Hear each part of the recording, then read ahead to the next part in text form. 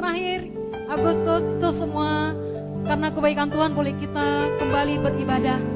Untuk itu Bapak Ibu Saudara kasih dalam nama Tuhan Yesus, kita persiapkan hati kita memuji Tuhan, kita memberi yang terbaik buat Tuhan Yesus. Haleluya. Sebab firman Allah berkata bahwa di Yesaya 55 ayat 6 berkata, carilah Tuhan selama ia berkenan ditemui, berserulah kepadanya selama ia dekat. Amin. Baik saudara, Bapak Ibu Saudara kasih, mari kita persiapkan hati kita mengangkat tangan kita kepada Tuhan. Oh haleluya. Horabashikaya rabaya rabaya rabaya rabaya rabaya rabaya rabashe. Horabashikaya rabaya rabaya rabaya rabaya rabaya rabaya rabaya rabo. Haleluya.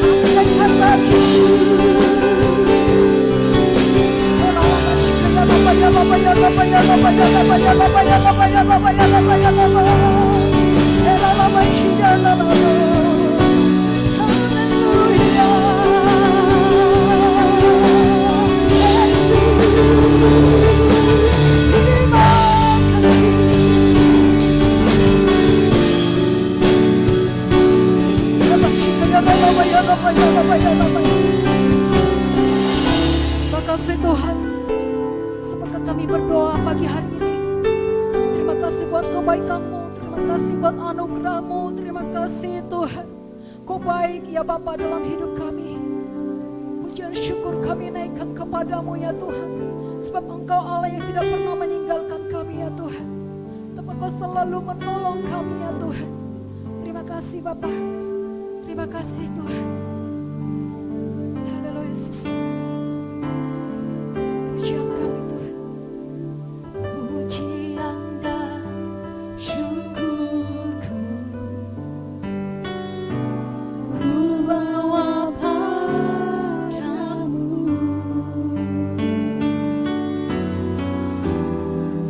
Rendah hati ku persembahkan.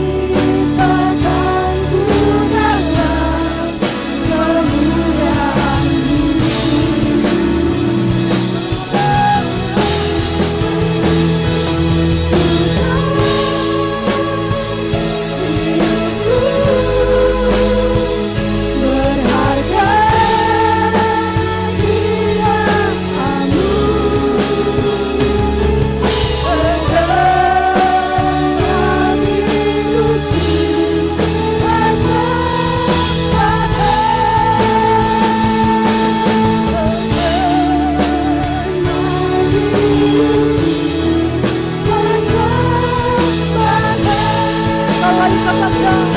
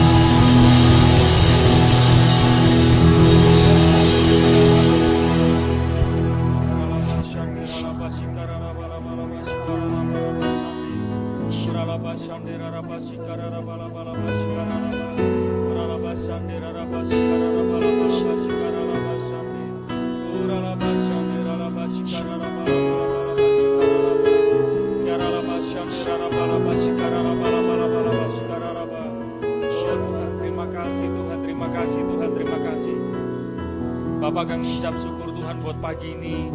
Terima kasih buat segala kebaikan-Mu, anugerah-Mu. Terima kasih kami ada oleh karena semuanya karena kebaikan-Mu ya Tuhan. Terima kasih buat anugerah yang besar buat setiap kami, buat setiap anak-anak-Mu yang ada di rumah Tuhan. Terima kasih Bapa, terima kasih Tuhan, terima kasih. Bapa, kami serahkan untuk pagi ini ke dalam tangan kuasa-Mu untuk pembicara. Biarlah Tuhan Kau yang memberkati hamba-Mu ya Tuhan. Biarlah Tuhan Kau mengurapi hamba-Mu ya Tuhan. Dan biarlah mujizat-mujizat-Mu terjadi di dalam setiap firman yang disampaikan ya Tuhan. Terima kasih, biarlah setiap anak-anak-Mu menikmati mujizat-Mu, menikmati oh Tuhan hal-hal yang luar biasa Tuhan Yesus yang daripada-Mu. Terima kasih Bapa, terima kasih Tuhan, terima kasih. Biarlah Tuhan Kau berperkara Tuhan dari awal sampai akhir ibadah ini ya Tuhan. Terima kasih Bapa, terima kasih. Kami serahkan juga untuk gembala pembina, untuk gembala rayon, untuk gembala cabang di tempat ini yang Tuhan tempatkan Tuhan, yang Tuhan pilih. Biarlah Tuhan Kau mengurapi hamba-hamba-Mu ini Tuhan, dimanapun Tuhan utus setiap hamba-hamba-Mu ini Tuhan. Biarlah Tuhan lawatan Tuhan terjadi, mujizat Allah terjadi. Terima kasih Bapa, terima kasih Kau yang memberkati keluarga besar mereka, Kau yang memberkati usaha mereka, Kau yang memberkati setiap pelayanan mereka. Terima kasih Bapa, biarlah keluar masuknya, biarlah Tuhan Kau yang tuntun mereka. Dan biarlah Tuhan Kau juga memberkati setiap, oh Tuhan anak-anak mereka Tuhan, yang Tuhan percayakan buat setiap hamba-hamba-Mu. Biarlah Kau yang memberkati, Tuhan mengurapi. Terima kasih Bapa, terima kasih Tuhan, terima kasih. Kami serahkan gembala cabang di tempat ini Tuhan, yang Tuhan pilih Bapak Pendeta Muda Yani Wowiling Tuhan. Kami serahkan dalam tangan kuasa-Mu. Kami serahkan juga untuk istrinya Tuhan. Kami serahkan kedua anaknya. Biarlah Tuhan keluarga ini dalam lindungan-Mu Tuhan. Keluar masuknya biarlah Tuhan Kau tuntun. Dan biarlah Tuhan Kau urapi terus Tuhan hamba-Mu. Kau berikan kekuatan. Kau berikan Tuhan, oh Tuhan, penyertaan-Mu Tuhan. Terima kasih Bapa, terima kasih. Tutup bungkus keluarga hamba-Mu dengan kuasa darah-Mu ya Tuhan. Terima kasih Bapa, terima kasih. Kami serahkan setiap pelayan-pelayan Tuhan yang ambil bagian pagi ini. Oh Tuhan, terima kasih. Imam musik semuanya Tuhan, pemandu sound system Tuhan, multimedia, dan semuanya Tuhan yang terkecil pun. Biarlah Tuhan Kau mengurapi kami. Biarlah pelayanan kami menjadi berkat Tuhan juga buat semuanya ya Tuhan. Terima kasih Bapa, terima kasih Tuhan. Terima kasih, kami mau angkat tangan kami Tuhan buat bangsa Indonesia.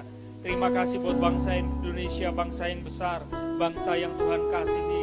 Kiranya Tuhan Kau yang melawat bangsa Indonesia dengan roh takut akan Tuhan. Mari Tuhan Kau lawat pulau-pulau, pelosok-pelosok daerah Tuhan, pedalaman-pedalaman ya Tuhan, kota-kota semuanya.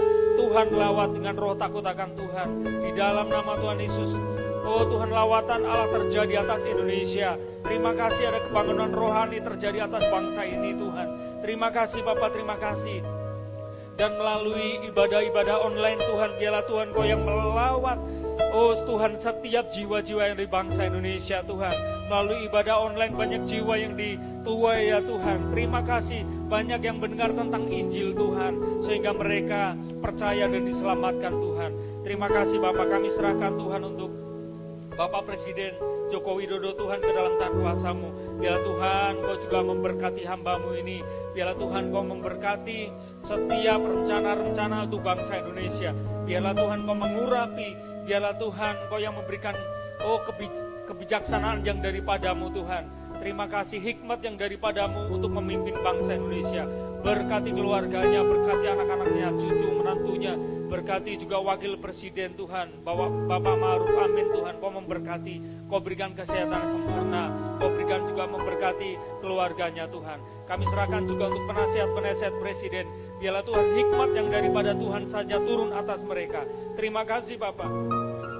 Untuk menteri-menteri Tuhan, anggota DPR, MPR, juga Tuhan Yesus untuk setiap pejabat-pejabat dari pusat sampai daerah. Biarlah Tuhan Kau yang melawat mereka dengan roh takut akan Tuhan. Terima kasih Bapak, terima kasih. Kami serahkan juga jemaat-Mu ke dalam tangan kuasa-Mu, dimanapun saat ini mereka berada melihat, menonton acara ibadah ini Tuhan, online ini, biarlah Tuhan Kau memberkati mereka.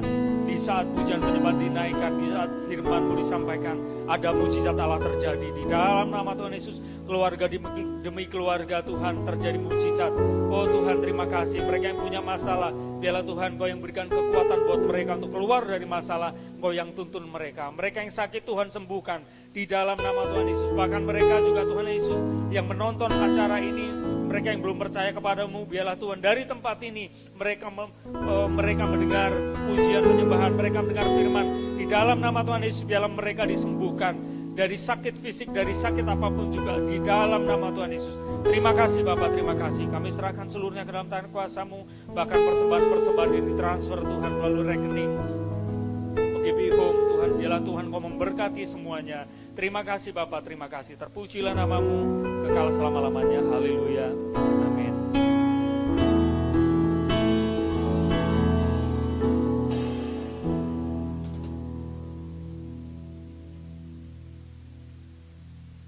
Baik.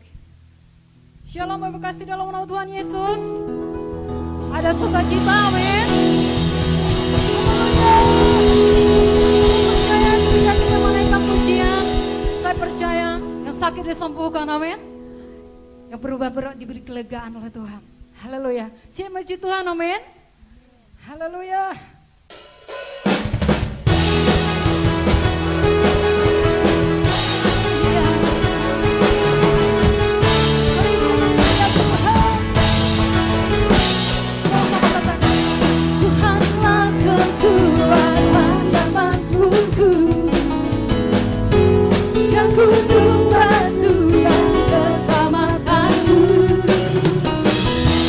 Hanya padamu hatiku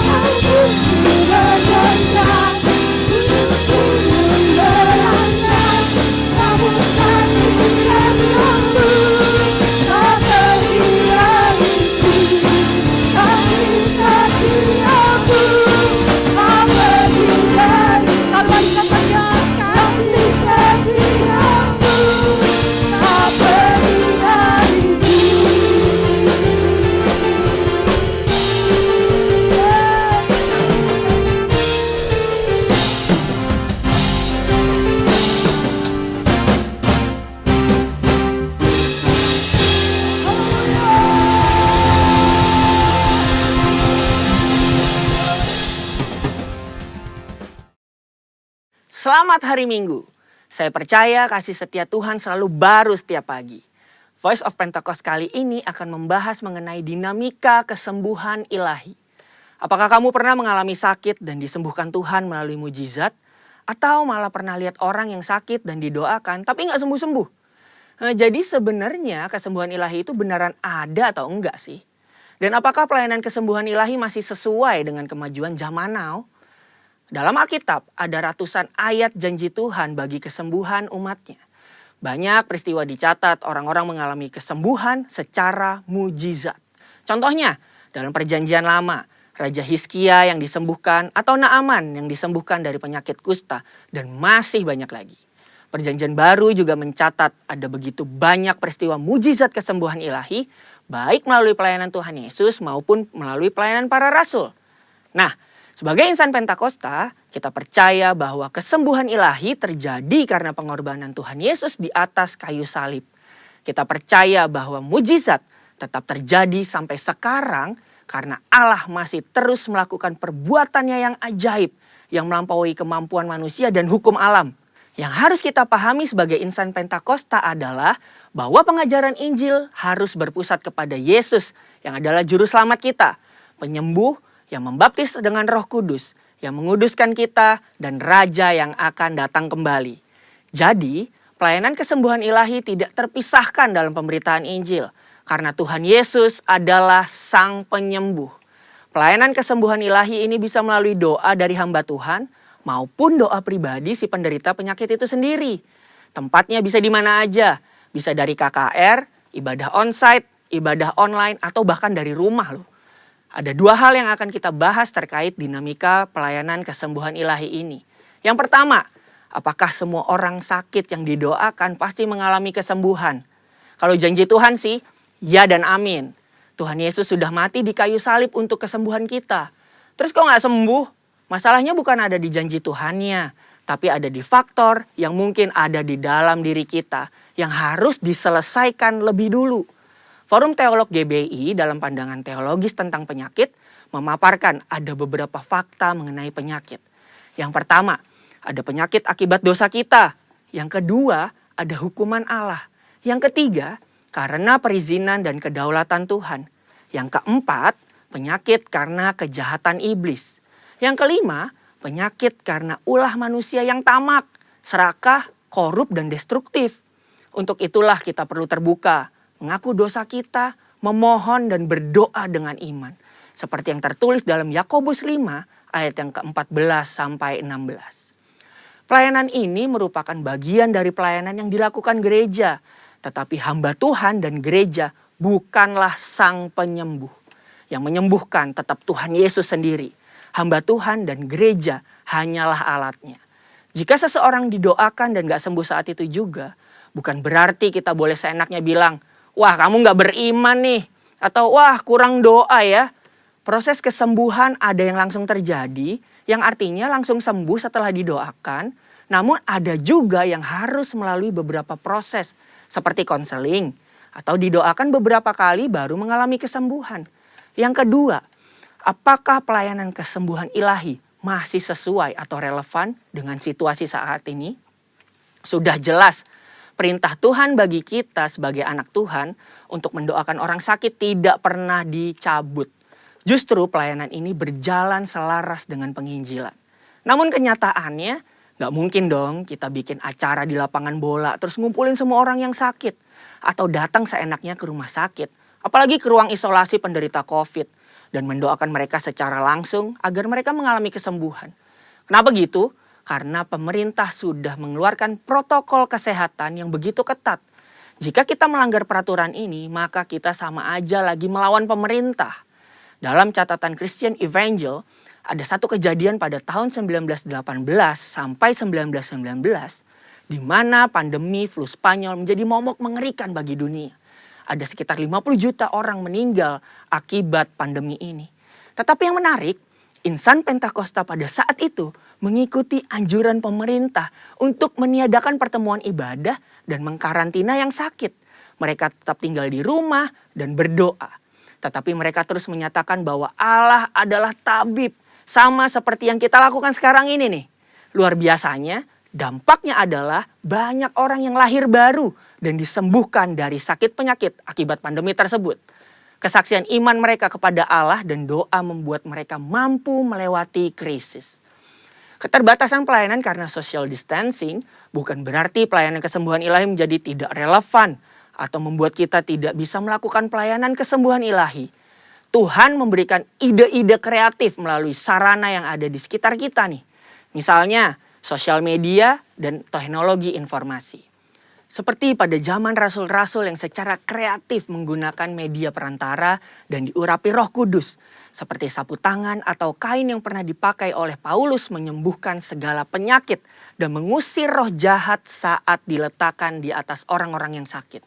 Jadi, pelayanan itu tidak terbatas dalam pertemuan fisik. Allah juga bisa bekerja melalui ibadah online, melalui panggilan telepon, video call, atau menggunakan media sosial. Berabad-abad yang lalu, pelayanan kesembuhan ilahi telah dilakukan oleh nabi-nabi di Perjanjian Lama, Tuhan Yesus, dan rasul-rasul di Perjanjian Baru. Tidak berhenti sampai di situ. Pelayanan kesembuhan ilahi juga masih relevan dengan zaman now. Secara khusus, di tengah situasi yang sedang dunia hadapi saat ini, gereja harus terus memotivasi dan menggerakkan pengerja dan jemaat untuk melakukan pelayanan kesembuhan ilahi ini dengan mendoakan mereka yang sakit, bahkan dengan memanfaatkan teknologi dan media sosial di tengah keterbatasan akibat social distancing. Pelayanan kesembuhan ilahi merupakan karunia Roh Kudus yang diberikan kepada gerejanya. Oleh sebab itu, kesembuhan yang Tuhan berikan semuanya adalah untuk memuliakan namanya. Tuhan Yesus memberkati.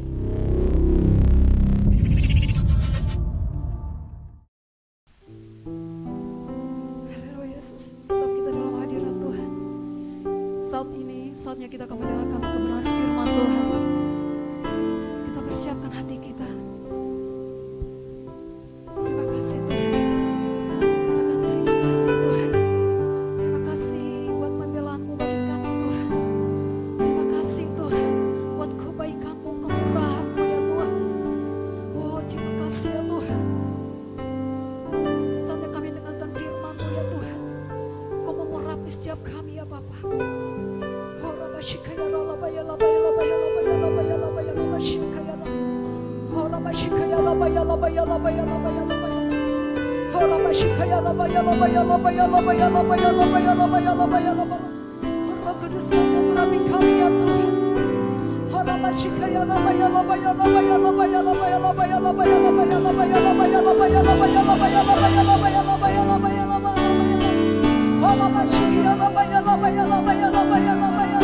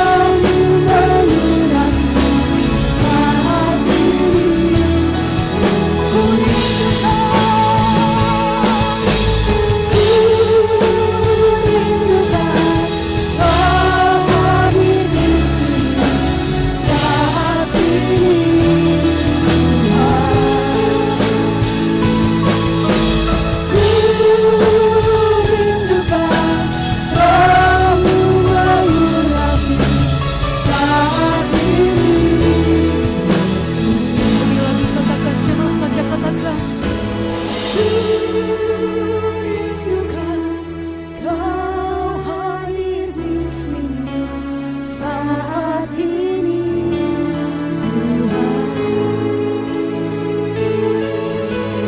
Ku rindukan Roh-Mu mengurapi saat ini, Yesus, saat ini, saat ini, Yesus, saat ini, saat ini,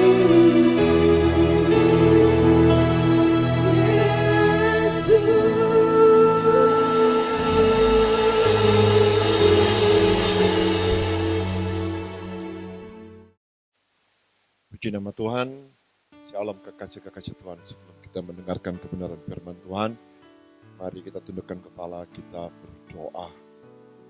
Kami bersyukur untuk penyertaan Tuhan yang sempurna atas kehidupan kami. Terima kasih untuk pagi siang hari ini Tuhan, kami boleh datang beribadah kepada Tuhan. Kami mau sungguh-sungguh, kami mau tulus, kami mau serahkan seluruh kehidupan kami kepada Tuhan. Dan biarlah ya Tuhan, ketika kami mendengarkan kebenaran firman Tuhan yang daripadamu, biar kebenaran itu akan memimpin kami dari hari ke hari, supaya hidup kami semakin hari semakin seperti yang Tuhan kehendaki. Urapi hamba-Mu ini ya Tuhan, dan biarlah kebenaran firman itu terus menguasai hamba-Mu, dan juga pengurapan yang sama turun atas anak-anak-Mu yang ada di rumah, atas bapak-bapak, ibu-ibu, para pemirsa yang menyaksikan ibadah online ini Tuhan, biar pengurapan yang sama juga turun atas mereka. Terima kasih Bapa di surga, terima kasih. Berbicaralah atas kami ya Tuhan, dalam nama Tuhan Yesus Kristus kami siap mendengarkan. Dalam nama Yesus sama-sama katakan, amin. Di nama Tuhan, kekasih-kasih Tuhan, tahun 2020 adalah tahun dimensi yang baru. Kita sungguh boleh melihat penyertaan Tuhan yang sempurna dalam kehidupan kita, sekalipun ada banyak hal-hal yang baru, hal-hal yang tidak kita pahami, hal-hal yang tidak kita ketahui terjadi selama tahun 2020. Tapi kita patut bersyukur karena Dia Tuhan yang tidak pernah meninggalkan kita. Kekasih-kasih Tuhan, mari kita akan langsung kepada kebenaran firman Tuhan yang terambil dari Lukas 21 ayat 36. Lukas 21 ayat 36, saya akan bacakan buat saudara. Lukas 21 ayat 36.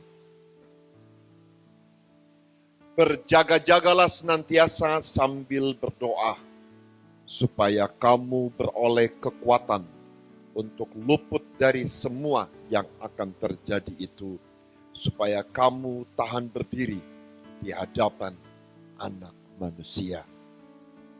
Lukas 21 ayat 36.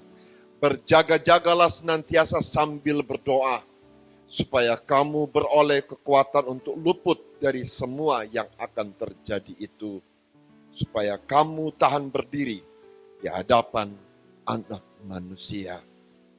Kekasih-kekasih Tuhan, Tuhan berfirman atas kita pagi siang hari ini, supaya kita berjaga-jaga sambil berdoa. Kata berjaga-jaga sering dipakai untuk memperingati seseorang atau kelompok atau manusia secara umum supaya mereka diluputkan atau dihindarkan dari sesuatu yang buruk atau bahaya. Dalam Alkitab banyak kita temui ayat-ayat tentang berjaga-jaga, khususnya dalam perjanjian baru, kekasih-kekasih Tuhan. Nah, kekasih-kekasih Tuhan, tujuan daripada kata ini adalah mengingatkan kita, dan maknanya Tuhan sungguh-sungguh dengan peringatan ini, bahwa jika kita tidak berjaga-jaga, mungkin saja kita mengalami bahaya, mungkin saja kita mengalami sesuatu yang buruk, dan yang paling apes, kita kehilangan keselamatan kekal. Kenapa kita harus berjaga-jaga? Mari kita lihat kekasih-kekasih Tuhan.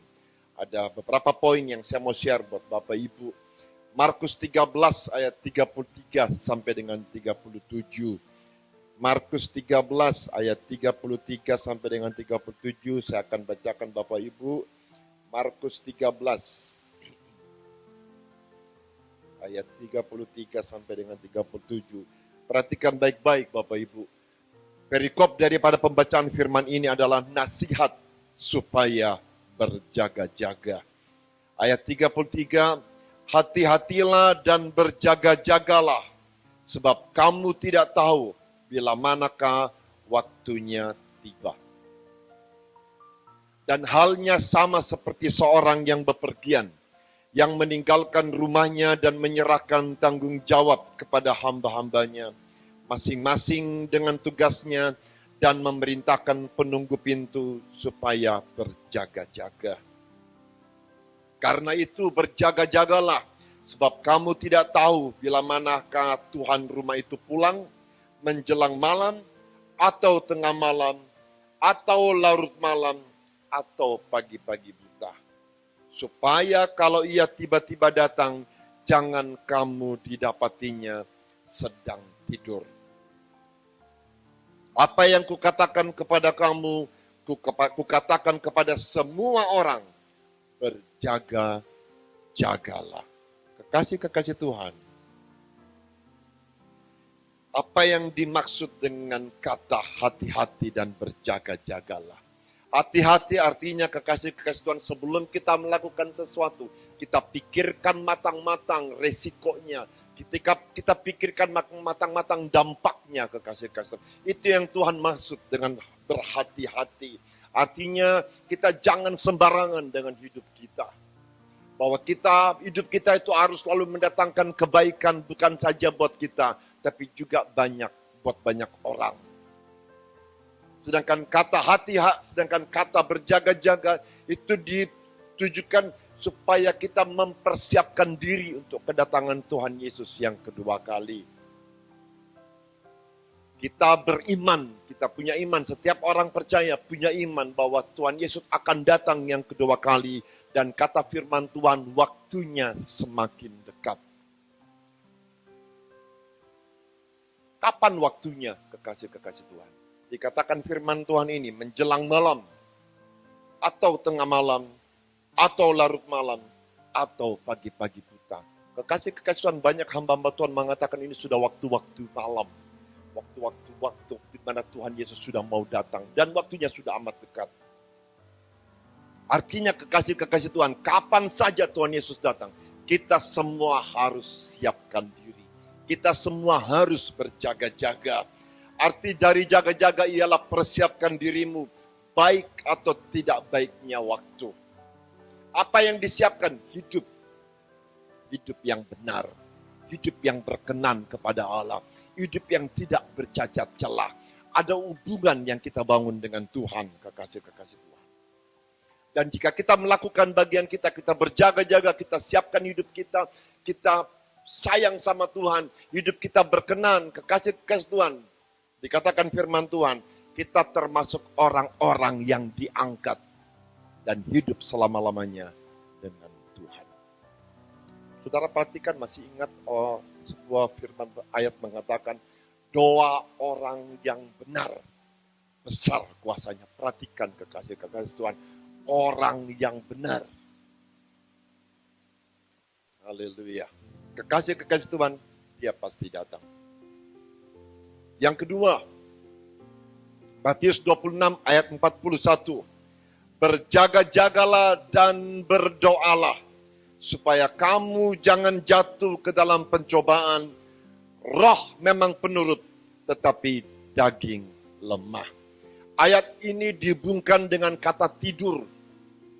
Murid Tuhan Yesus tertidur, dan dikatakan firman Tuhan sebelumnya, tidak sanggupkah kamu berjaga-jaga 1 jam dengan aku, kata Tuhan. Tuhan mau kita berjaga-jaga setiap saat. Bukan saja berjaga-jaga untuk menanti kedatangan Tuhan yang kedua kali. Tapi dalam situasi apapun, Tuhan mau kita berjaga-jaga. Tuhan mau supaya kita tidak jatuh ke dalam pencobaan. Pencobaan selalu ada. Yesus pun dicobai, tapi dia tidak berbuat dosa. Terhadap apa kita harus berjaga-jaga, kekasih-kekasih Tuhan? Saudara bisa lihat dalam Galatia 5 ayat 19 sampai dengan 21. perbuatan daging. Perbuatan daging telah nyata, yaitu percabulan, kecemaran, hawa nafsu, penyembahan berhala, sihir, perseteruan, perselisihan, iri hati, amarah, kepentingan diri sendiri, percederaan, roh pemecah, kedengkian, kemabukan, pesta pora, dan sebagainya. Terhadap semuanya itu kuperingatkan kamu, kata firman, seperti yang telah kubuat dahulu, bahwa barang siapa melakukan hal-hal yang demikian, ia tidak akan mendapat bagian dalam kerajaan Allah. Terhadap hal inilah Tuhan mau supaya kita berjaga-jaga. Perbuatan daging ada di mana? Ada dalam tubuh kita. Untuk berbuat jahat, kita tidak perlu diatur, tidak perlu diajar. Tetapi untuk berbuat benar, kita perlu diperingati. Satu ayat, Kejadian 4 ayat 7. Perhatikan baik-baik Bapak Ibu. Kejadian 4 ayat 7. Jauh sebelumnya kekasih-kasih Tuhan. Sudah dikatakan bahwa perlunya kita berjaga-jaga. Kejadian 4 ayat 7. Apakah mukamu tidak akan berseri jika engkau berbuat baik? Tetapi jika engkau tidak berbuat baik, dosa sudah mengintip di depan pintu. Ia sangat menggoda engkau, tetapi engkau harus berkuasa atasnya. Perhatikan baik-baik Bapak Ibu. Pencobaan itu ada. Dosa itu mengintip kita dari luar. Kapan saja kita lengah, kita dapat berdosa. Itu pekerjaan iblis. Tapi firman Tuhan mengatakan apa? Tetapi engkau harus berkuasa atasnya. Berkuasa atas apa? Atas dagingmu. Atas tubuhmu. Kekasih-kekasih Tuhan, waktu kedatangan Tuhan yang kedua kali sudah dekat. Tuhan mau supaya hidup kita dari hari ke hari, betul-betul kita persiapkan untuk kedatangan Tuhan yang kedua kali. Dikatakan begini, kekasih, berjaga-jagalah, berdirilah dengan teguh dalam iman. Iman kepada siapa? Iman kepada Kristus. Iman kepada Kristus yang adalah firman. Tuhan mau kita bertekun dalam iman setiap hari. Kita lakukan semua yang kehendak Tuhan. Semua yang berkenan kepada Tuhan, itu yang kita lakukan. Haleluya, kekasih-kasih Tuhan. Berjaga-jagalah. Yang terakhir, Matius 26:41 mengatakan demikian. Berjaga-jagalah dan berdoalah, supaya kamu jangan jatuh ke dalam pencobaan. Roh memang penurut, tetapi daging lemah. Perhatikan baik-baik, berjaga-jagalah dan berdoa. Yang membuat kita kuat dalam berjaga-jaga, berdoa. Why, kekasih-kekasih Tuhan? Doa itu menghubungkan kita dengan Tuhan. Doa itu menyerahkan seluruh kehidupan kita kepada Tuhan. Doa itu tanda kita tidak mampu, sehingga kita perlu Tuhan dalam kehidupan kita. Kita tidak mampu berjaga-jaga atas daging, atas serangan-serangan, atas perbuatan-perbuatan jahat, kekasih-kekasih Tuhan. Kita tidak mampu, karena hampir setiap hari kita temuin hal itu.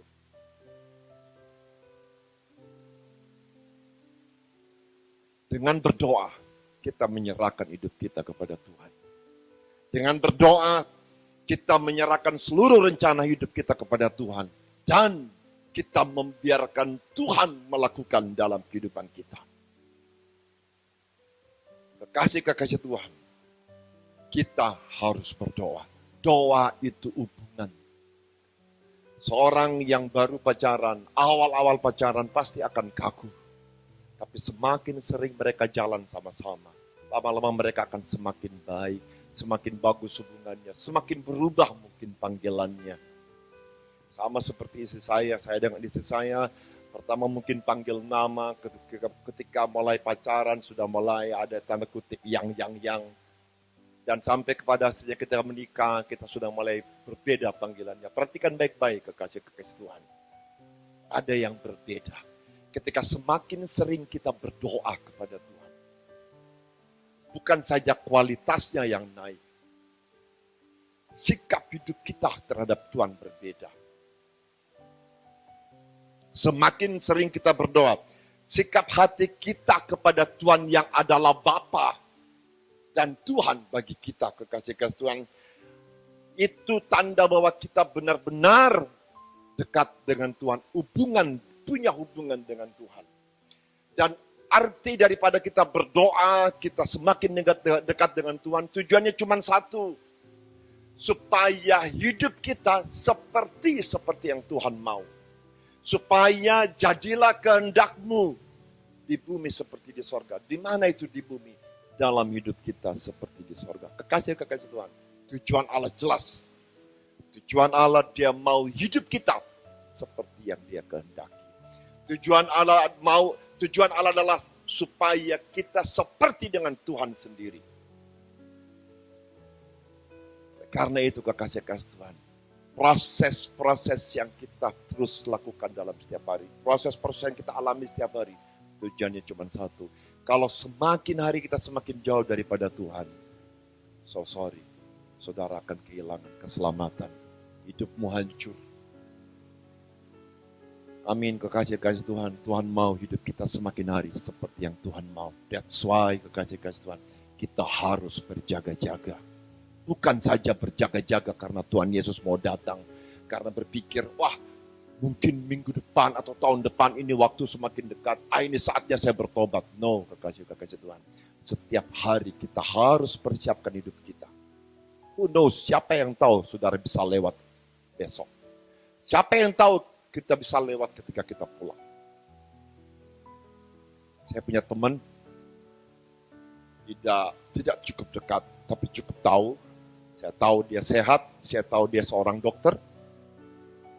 Dan kira-kira 1 bulan yang lalu saya dapat kabar bahwa teman saya yang suka naik sepeda, yang suka jogging, yang suka yang enjoy dia punya hidup, enjoy life, dia suka keluar negeri, dia suka jalan-jalan, dia suka traveling. Karena apa? Hatinya enak, dia fun dalam hidup dia.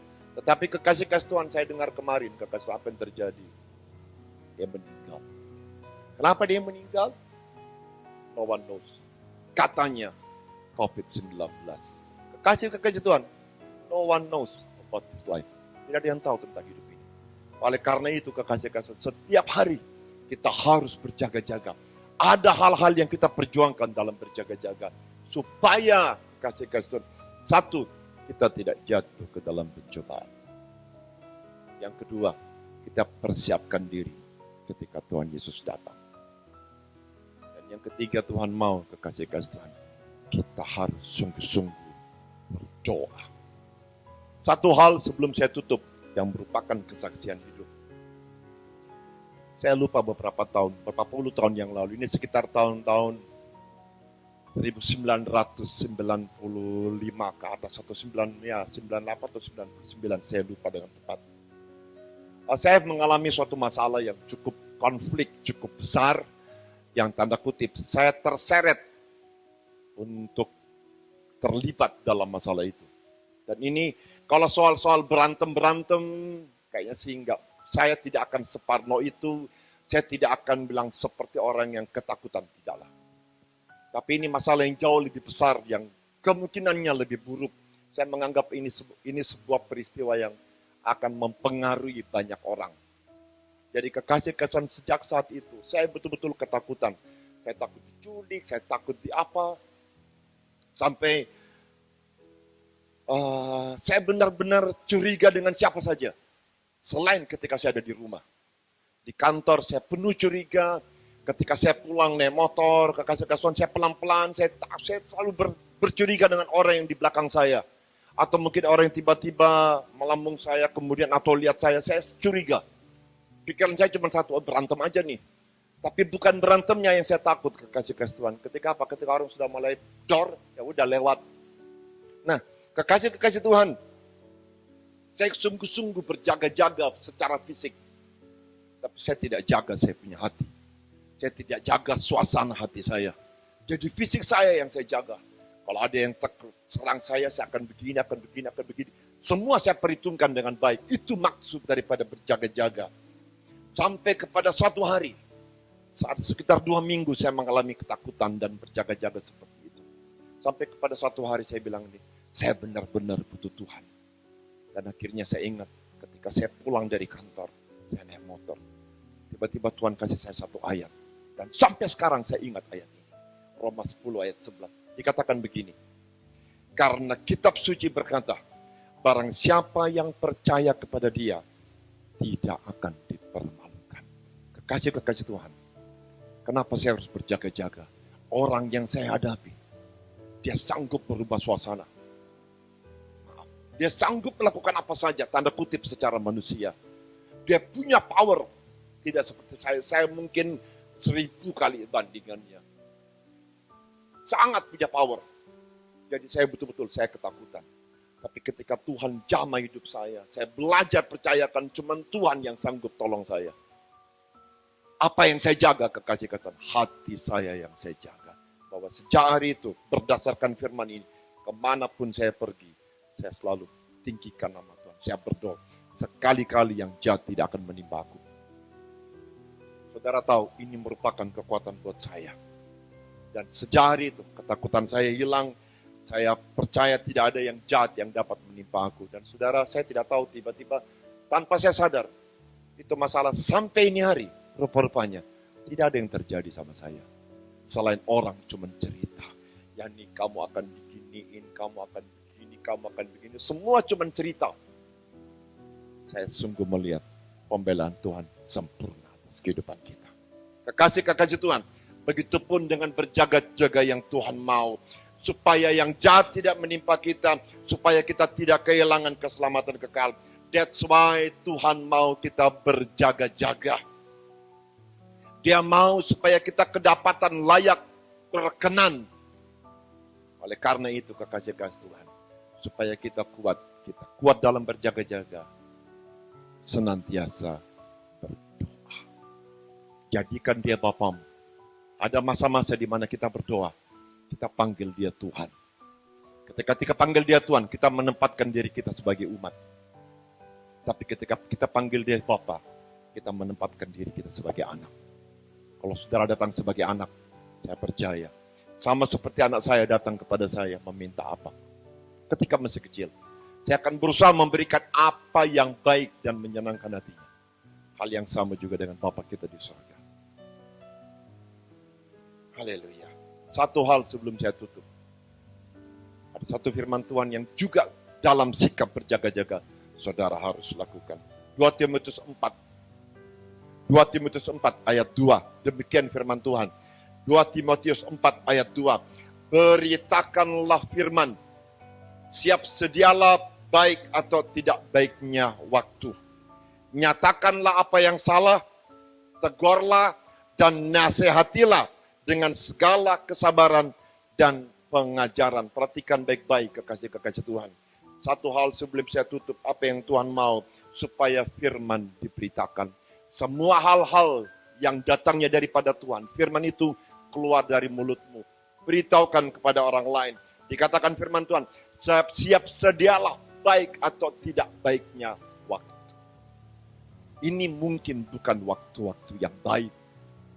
Apalagi dengan masa pandemi ini, harus berjarak, harus pakai masker, harus cuci tangan. Firman Tuhan mengatakan, baik atau tidak baiknya waktu, beritakan firman Tuhan. Nyatakan apa yang salah, tegur, nasihati dengan kesabaran dan pengajaran. Saya berharap mulai hari ini, sungguh-sungguhlah dalam berjaga-jaga. Jagai hidupmu, jagai hatimu, jagai jarimu. Ketika apa? Ketika saudara WA, ketika saudara media sosial. Ada banyak orang yang terbawa pikirannya, terbawa emosinya ketika mendapat sebuah WA, mendapat sebuah berita, kemudian diteruskan atau dibalas. Hati-hati. Pesan saya beberapa minggu lalu, kalau bisa stop sampai di saudara, stop sampai di saudara. Tidak usah diteruskan. Amin, kekasih-kekasih Tuhan, mari kita tundukkan kepala. Kami bersyukur Tuhan untuk kebenaran firman-Mu. Kami mau supaya kami melakukan apa yang Tuhan mau. Di hari-hari yang semakin dekat dengan kedatangan-Mu. Terima kasih untuk pesan-Mu, terima kasih untuk nasihat-Mu, terima kasih untuk peringatan Tuhan. supaya kami semakin hari semakin berjaga-jaga untuk kedatangan-Mu yang kedua kali. Kami juga mau Tuhan bahwa setiap hari, setiap detik, setiap saat kami berjaga-jaga atas hidup kami. Kami berjaga-jaga atas daging yang mencoba menguasai seluruh hidup kami ya Tuhan. Tuhan, hamba-Mu berdoa baik untuk hamba-Mu maupun anak-anak-Mu yang ada di rumah atau pemirsa yang menyaksikan ibadah online ini. Hamba-Mu berdoa berikan kami senantiasa kerendahan, kepekaan hati, supaya kami tahu mana yang dosa, mana yang perbuatan daging, mana yang datangnya daripada Tuhan. Karena Tuhan saat-saat ini tipis sekali yang namanya kebaikan dan kejahatan. Banyak kebaikan-kebaikan yang tanda kutip, yang dasarnya adalah punya maksud-maksud jahat di balik itu. Tuhan, mampukan kami, beri kami kepekaan yang datangnya daripada Tuhan, supaya kami boleh mengalami benar-benar kasih Tuhan dalam kehidupan kami. Hamba-Mu berdoa buat anak-anak-Mu ya Tuhan, supaya terus semakin hari Tuhan jagai hidup mereka, jagai hati mereka, jagai roh mereka, supaya perbuatan daging tidak berkuasa atas kehidupan mereka, supaya kejahatan yang dilakukan orang lain tidak boleh menjamah hidup mereka. Hamba-Mu berdoa, biarlah Tuhan, termasuk sakit penyakit. Hamba-Mu berdoa demi nama Tuhan Yesus Kristus, sakit penyakit tidak boleh menjamah anak-anak dalam nama Tuhan Yesus Kristus. Virus corona demi nama Tuhan Yesus Kristus tidak boleh menjamah anak-anak ya Tuhan. Tidak boleh menjamah jemaat-jemaat GBI Home dan keluarga besar demi nama Tuhan Yesus Kristus. Nama-Mu dahsyat, nama-Mu perkasa, nama-Mu kuat. Tidak ada yang sebanding dengan itu. Dan semuanya harus tunduk kepada kebesaran dan kemuliaan nama-Mu. Terima kasih Tuhan Yesus, terima kasih. Aku lepaskan damai sejahtera yang melampaui segala akal. Aku lepaskan sukacita. Aku lepaskan perlindungan yang daripada Tuhan. Aku lepaskan perkenanan dan berkat-berkat-Mu atas kehidupan anak-anak-Mu yang menyaksikan ibadah online ini Tuhan. Biar mereka boleh mengalami semua itu ya Tuhan. Terima kasih Bapa di sorga. Tutup bungkus mereka dengan kuasa darah Yesus. Dan biarlah tudung kedahsyatan Tuhan semesta alam itu yang menedungi mereka, menedungi apa saja yang ada dalam kehidupan mereka, rumah-rumah mereka, dan harta yang Tuhan titipkan kepada mereka, semua terlindungi sempurna. Terima kasih Bapa di sorga. Kami bersyukur untuk semuanya ini, bahwa Engkau Tuhan yang tidak pernah mempermalukan kami. Demi nama Tuhan Yesus Kristus, percaya jadi, sama-sama katakan, amin. Haleluya.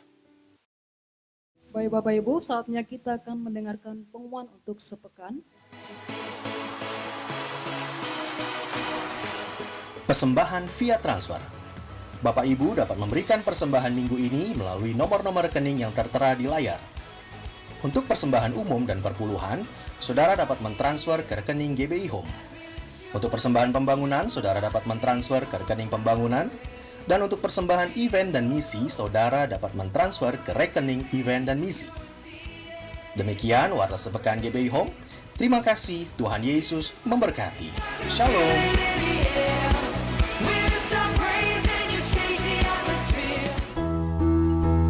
Kita akhiri ibadah kita hari ini. Dan